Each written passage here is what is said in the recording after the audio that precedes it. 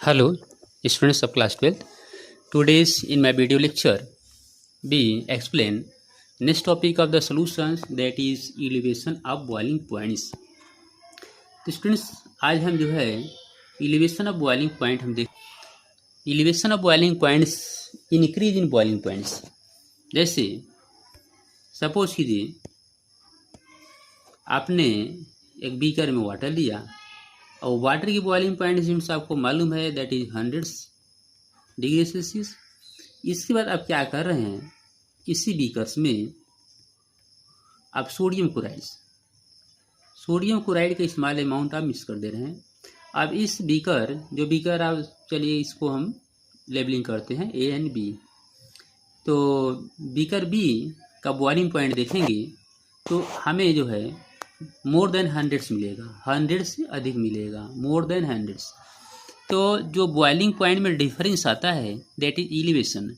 अब boiling point में difference आता है क्यों? ये बॉइलिंग पॉइंट का डिफरेंस स्टूडेंट जो है डिपेंड करता है उसके वेपर प्रेशर पर। जब ये वाटर को जो है आप हीट करेंगे, सपोज कीजिए 80 डिग्री सेल्सियस पे, तो यहाँ अगर वेपर के अमाउंट देखेंगे इसमें वेपर के अमाउंट आपको बहुत ज़्यादा मिलेगा।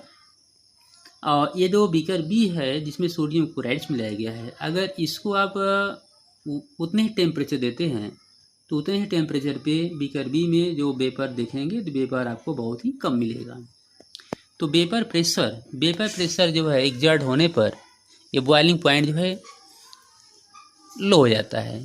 तो इसमें वेपर जो है बीकर ए में अधिक बनेगा, बॉइलिंग पॉइंट लो होगा, और बी में वेपर जो है कम बनेगा। इसलिए वेपर अधिक बनने के लिए, वेपर प्रेशर इंक्रीज करने के लिए इस बी को हमको और टेम्परेचर प्रोवाइड करना होगा, इसलिए इनकी बॉइलिंग पॉइंट मैक्सिमम होगी।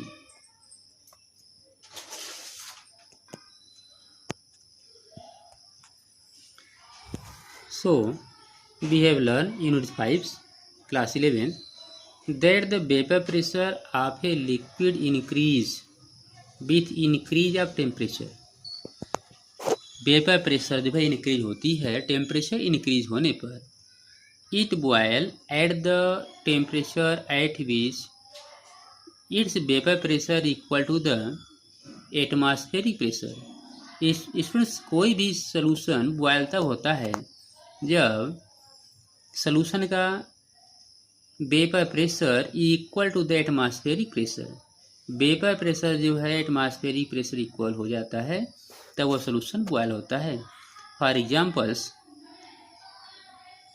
Water boil at 373.15 kelvin means 100 degree Celsius because at this temperature the vapour pressure of water is 1.013 bar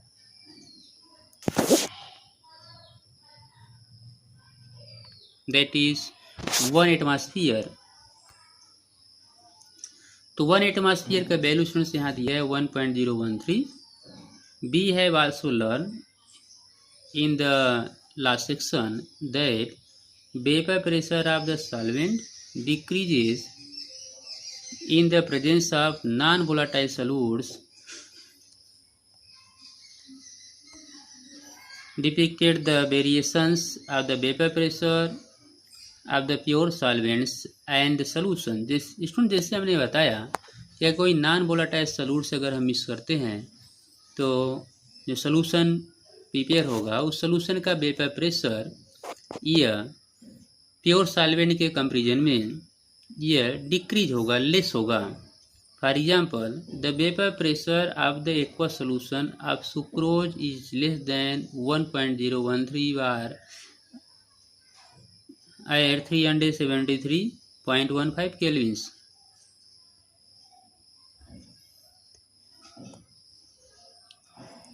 In order to make the solution boil, its vapor pressure must be increased to 1.013।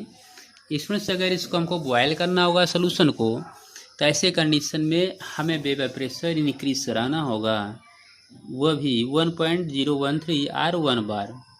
By raising the temperature, तो vapour pressure increase करने के लिए हमको temperature increase कराना होगा above the boiling temperature at the pure solvents. Thus, the boiling The boiling point of solution is always higher than that of the boiling point of the pure solvents, in which the solution is prepared as shown in figure 2.7, similar to lowering of vapor pressure to elevation of boiling point also depend on the number of solute molecules rather than the nature. A solution of 1 moles of sucrose is 1000 grams of water boil at 373.52 kelvins at 1 atmospheric pressures. Let us TB naught be the boiling point of pure solvent. Suppose कीजिए TB naught जो है pure solvent का boiling point है, and TB the boiling point of the solution, TB जो है boiling point solution का है. The increase in the boiling points, student जो delta TB equal to TB minus TB naughts, क्योंकि student जो है कि सोल्यूशन का जब बॉइलिंग पॉइंट हायर होगा, जो solution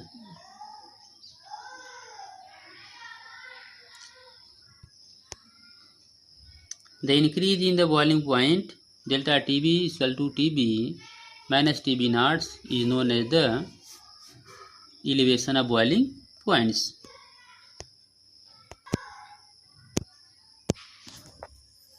This one TB naught is the boiling point of pure solvents and the TB the boiling point of solution. So elevation of boiling point delta TB equal to TB minus TB naught. The boiling point of that is boiling point of solution and that is boiling point of pure solvent, और delta TB that is elevation of boiling points. तो students ये elevation of boiling point जैसे हमने ये sucrose के लिए suppose कीजिए कि डेल्टा TB का वैल्यू सुक्रोज के लिए हमने फाइंड किया, और इसी तरह से अगर डेल्टा TB का वैल्यू अगर हम सोडियम क्लोराइड्स का फाइंड आउट करेंगे, सपोज कीजिए कि जो सोल्यूशन हमने प्रिपेयर किया, फर्स्ट टाइम सोल्यूशन हमने ये सुक्रोज का प्रिपेयर किया 1 मोल मिक्स करके, सेकेंड टाइम फिर सोल्यूशन जो हमने प्रिपेयर किया दैट इज सोडियम क्लोराइड का 1 मोल प्रिपेयर करके, तो क्या दोनों के लिए डेल्टा TB का वैल्यू सेम आएगा? तो दोनों के लिए डेल्टा TB का वैल्यू सेम नहीं मिलेगा, क्योंकि डेल्टा TB यह जो है डिपेंड करता है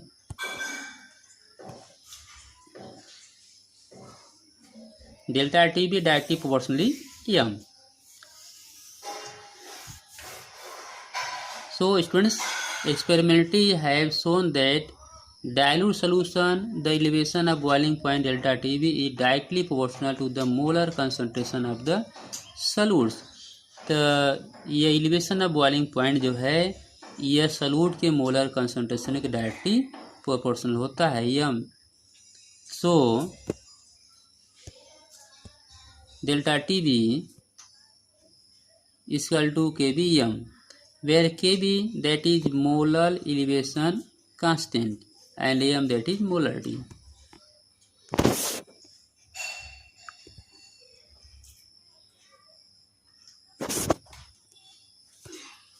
Here m molality, स्टूडेंट्स इस पॉइंट को ध्यान रखेंगे, इसमें जो m है that is molality is the number of moles of solute dissolved in 1 kg of the solvent, and the constant of proportionally kb the boiling point elevation constant or molar elevation constant.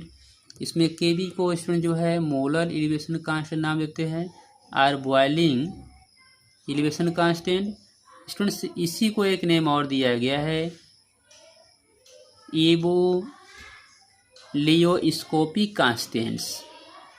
एबोलियोस्कोपिक constant केबी का नाम दिया गया है. कभी के exam में यह भी नेम आ जाता है और स्टूडेंट्स कंफ्यूज हो जाते हैं.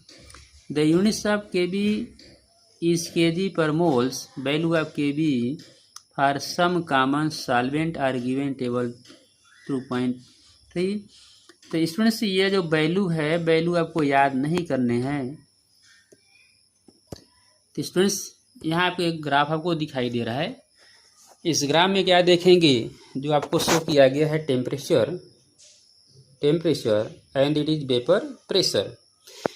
तो टेम्परेचर एंड वेपर प्रेशर जो ग्राफ आपको शो किया गया है, तो temperature and vapour pressure and boiling point of solvent and solutes. तो इसमें जो ग्राफ आप देख रहे हैं इसमें जो है सॉल्वेंट का बॉइलिंग पॉइंट अपवर्ड दिया गया है और सॉल्यूशन का बॉइलिंग पॉइंट डाउनवर्ड दिया गया है। इसका मीन्स है कि सॉल्वेंट्स का बॉइलिंग पॉइंट एक कांस्टेंट होता है और सॉल्यूशन का बॉइलिंग पॉइंट जो है डिक्रीज एंड इंक्रीज होता है। तो सॉल्वेंट जिस तरह से होगा उसी तरह से बॉइलिंग पॉइंट डिपेंड करेगा। नॉन वोलेटाइल सॉल्वेंट है तो सॉल्यूशन का बॉइलिंग पॉइंट इंक्रीज होगा। अब इंक्रीज कैसे होगा स्टूडेंट्स, आपको यहाँ दिखाया गया है, आप यहाँ देख भी सकते हैं कि डेल्टा जो टीबी नॉट्स है that is boiling point of solvent. यह जो है ये पॉइंट बॉइलिंग पॉइंट सॉल्वेंट्स का है और ये जो टीबी है ये बॉइलिंग पॉइंट ऑफ सॉल्यूशन, ये सॉल्यूशन बॉइलिंग पॉइंट। तो टेम्परेचर स्टूडेंट जो टेम्परेचर आप देख रहे हैं इस ऐसे इंक्रीज हो रहा है, तो इंक्रीज मीन्स आप ये समझ सकते हैं कि डेल्टा टीबी के बॉइलिंग पॉइंट जो है मीन्स सॉल्वेंट का बॉइलिंग पॉइंट से और ये बॉइलिंग पॉइंट जो है सॉल्यूशन का है। तो सॉल्यूशन का boiling point always higher than solvent और इन दोनों के बॉइलिंग पॉइंट का जो डिफरेंस है वो डेल्टा टीबी यहाँ दिखाया गया है। तो आप इसमें कह सकते हैं जो बॉइलिंग पॉइंट डिफरेंस होगा वह difference delta TB equal to मिल जाएगा आपका TB minus TB naughts, TB naught मिल जाएगा। That is